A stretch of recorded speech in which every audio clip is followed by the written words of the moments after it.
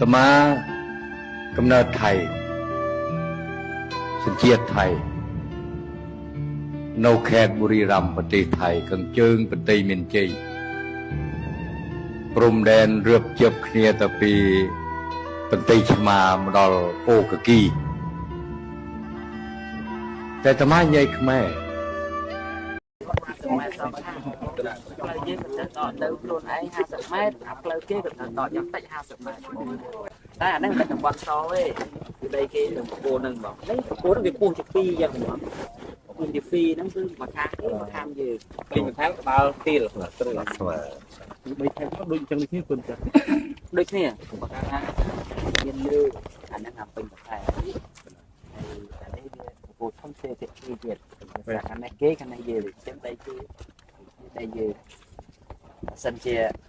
ភ្លោះអាហ្នឹងគេបោះគេមកខាងយើងបោះទៅយើងមកខាងកណ្ដាលតំបន់ស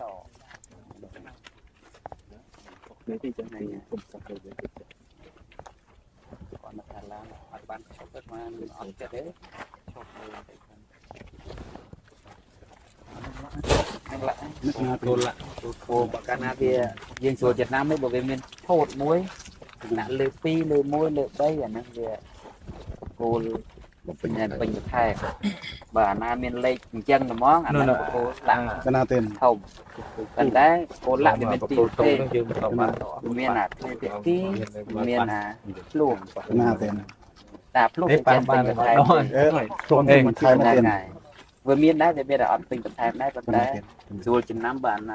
អានេះផកគេមកខាងហើយយើងមកខាងតែវាអត់ទេ